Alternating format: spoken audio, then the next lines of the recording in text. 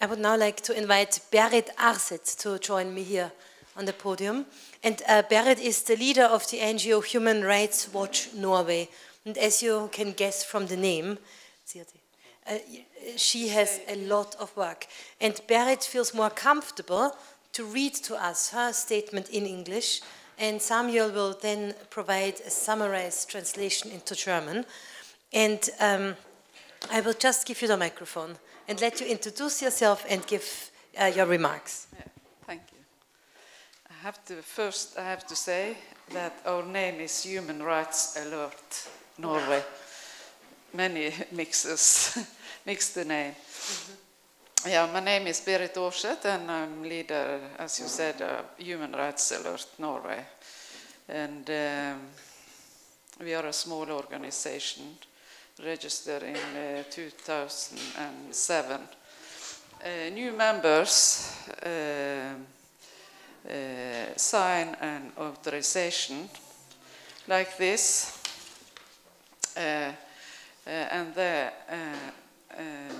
so that we can look into the case, and that also include contact with media. So we have a number of dark secrets in our files. We also collect reports, master and doctor degrees, and there we find evidence that our story are correct and true. Last year, the Norwegian Barnevernet cost the Norwegian state €2 billion. I have prepared my thing to read, yes, and then I want to say a little bit about the book after. Norway has built a vast child welfare system in which many employees can take out millions of kroner in revenue. Norway does not have enough children to fill all the places available. Therefore, the authorities construct cases against children and family, and children are forcibly placed in foster homes and institutions. It is claimed that as many as 80% of the children now in care of the child protection system ought to, if convention, laws and regulation were respected, ought to grow up in their biological home. Norway has built up an image abroad that human rights are respected by acting as peacemaker, fighting for human rights in other countries, and awarding the Nobel Peace Prize annually. At the same time, the Norwegian authorities are causing children and families great harm through the way the child welfare system works in Norway.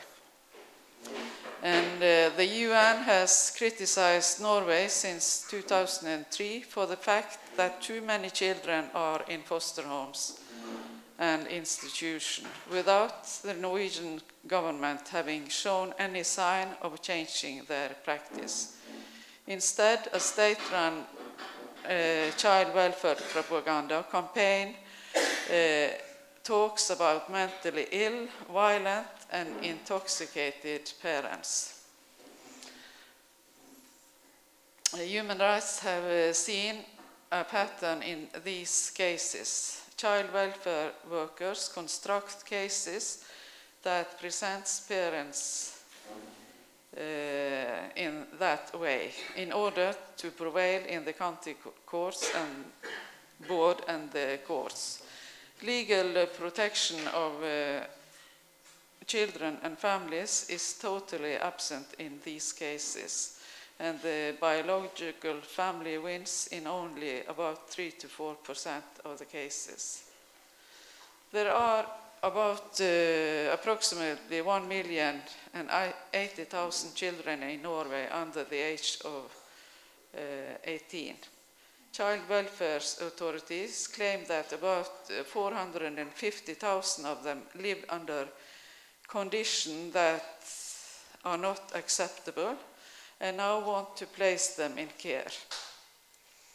in Norwegian, and the Norwegian government has started to arrange for adoption of these children against the will of their parents. And the children taken from the parents by the child protection system are not placed with other family members, such as grandparents, aunts, and uncles, but are sent to strangers who are paid up to 60,000 Norwegian kroner per month. That is above 6,000 euro. And who are often related to or friends of the child welfare workers. In addition, the child protection authorities require that parents may pay child support to children who are in care. Siblings are split up, and parents and siblings cannot meet simultaneously. Time spent with children is usually restricted to only 6 to 16 hours per year, divided between 2 to 4 meetings. Muslim children are often placed in deeply religious Christian homes, and Human Rights Alert knows of several cases where these children have been given pork to eat. Children are often placed with single, gays, and lesbian. Children of foreign origin are not allowed to speak their native language and forget it after a while, so that they are deprived of a valuable part of their linguistic and cultural resources. Sexual abuse, violence, and psychological trauma are everyday danger for many of those forcibly placed children, without the government of Norway appearing to care. Several volunteers have campaigned for many years for the setting up of a public inquiry into the child welfare system, a demand that the Norwegian government totally rejects. In recent years, story has emerged of atrocities against the children by public authorities in the form of the many orphanage scandals.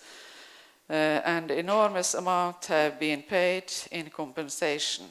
Nevertheless, the Norwegian government is continued to increase the number of placement at an enormous speed. And finally, Human Rights Alert Norway encouraged trade boycott of Norwegian goods and services until human rights in Norway are respected for children and families.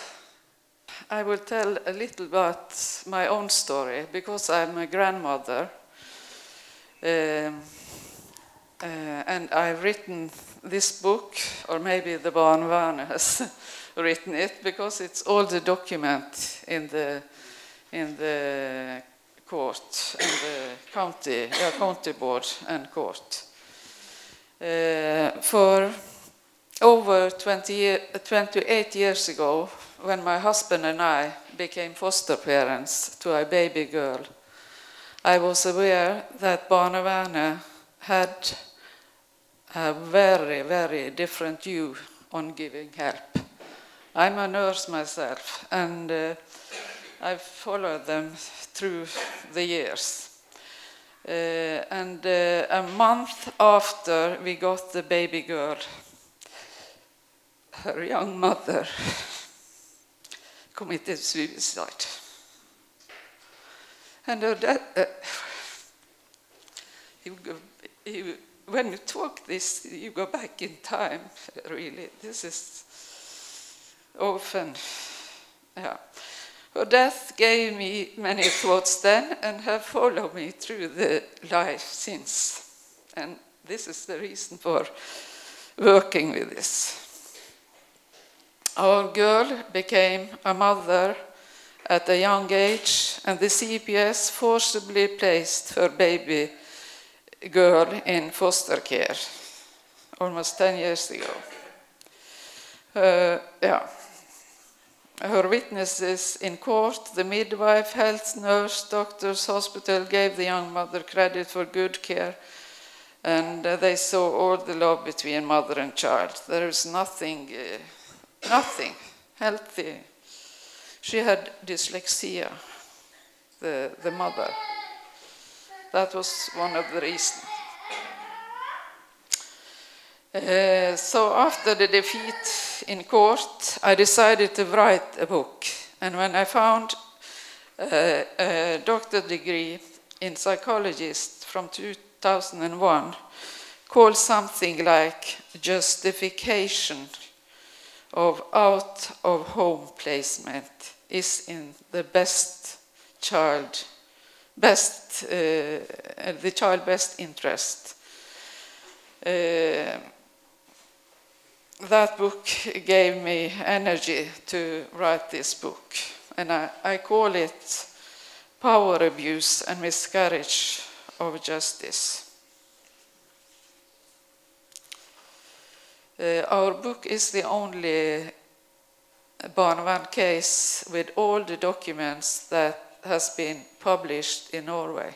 In addition to my notes, I commented the document from the Barnevernet, and everybody can read how Barnevernet build up a case without any negative reports on our daughter and grandchild.